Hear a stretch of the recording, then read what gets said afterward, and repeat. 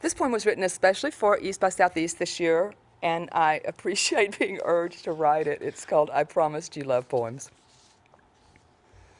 I promised you love poems this year, and I have them, pulsating to poignant to slightly pornographic. I have them all.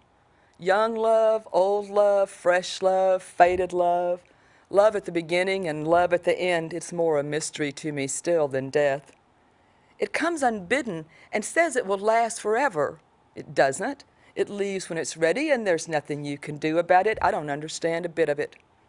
Oh, I can rhyme good love, sing June and moon and croon with the best of them. But the end, what's it all add up to? I will stand before death as a lover someday, proud and firm and resolved, if not in the flesh, say, eat me, baby, and be devoured. All there is love. Love is all there is. Of course, I stole those last two lines from the Beatles. This is an older poem. This is actually a love poem from way back when. And it starts off with a quote from Mao Zedong, who's actually quoting one of the ancients. He quotes, "When night falls in the east, the west is still lit up. When darkness covers the south, the north remains bright. Hence, one need not worry about whether there is room to move around." The poem is called In Solstice Season, and it commemorates a moment when two people consider joining their lives, their fortunes together. Tonight, my heart is the longest night. Earth stands poised between dark and light, spinning timelessly into space in the slow depths of motionless flight. Tonight, the Libran balance rests, horizon low, the wheel suspends. Tomorrow morn, the weight will shift and tumble down sky to certain ends. Which way is east? Which way is west? Is there a way to know what's best? Not hearts nor planets plan their path, but turn inertial, seeking rest. Sleep in smooth arms is surely sweet, as tumble to one beneath the sheet we breathe in each other's simple peace, mingling our dreams and days. Tonight, apart, we meditate, anchored on the poles we wait, most trustingly for the pull of fate to magnetize our minds. A house divided cannot stand. The world's wind whistles through the cracks. Here as we would be, here as we are. All things will pass. This too will pass. In Pace dialectic, here is a gift, the portals to paradise thrown open wide.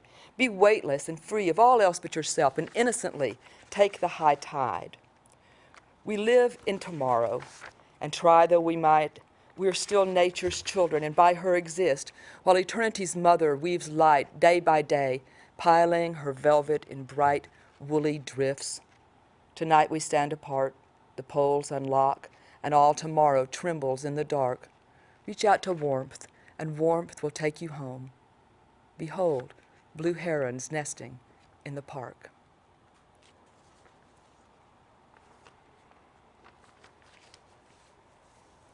This is a very short poem and of much more recent vintage.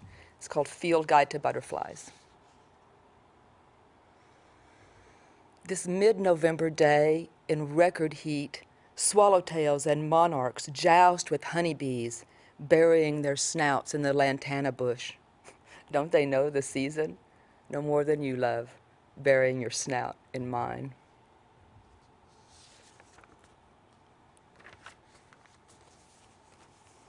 And finally, I would like to read this poem called Be Safe.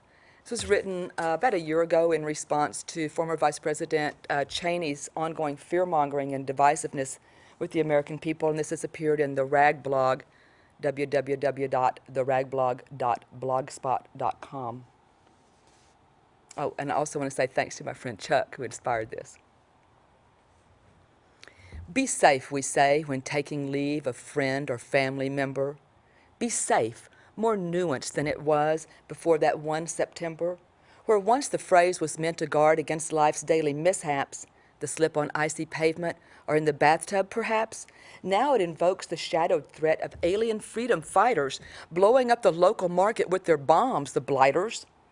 Be safe, we plead, not just at home, but in a public fiction, as if the words were something more than private benediction. A dubious concept has been formed that we may be protected from threats at home, threats abroad, and threats yet undetected if only we'll agree to live cocooned behind a fence and only venture out in groups and frightened beyond sense. This fear gives power to the goals of certain social forces whose wealth and influence derive from their fence-selling sources. Think of the legendary fox who seals the henhouse door, warning the hens of darker fates. They trust their jailer more and more. They fret that the sky will fall, and fox predicts bad weather. Our own fears swirl suspended in a haze of shit and feathers. Life is not safe, my dearest dears, nor can more fences save us. So guard your liberty, 'tis all that our Creator gave us. Thank you, thank you, thank you. Thank you.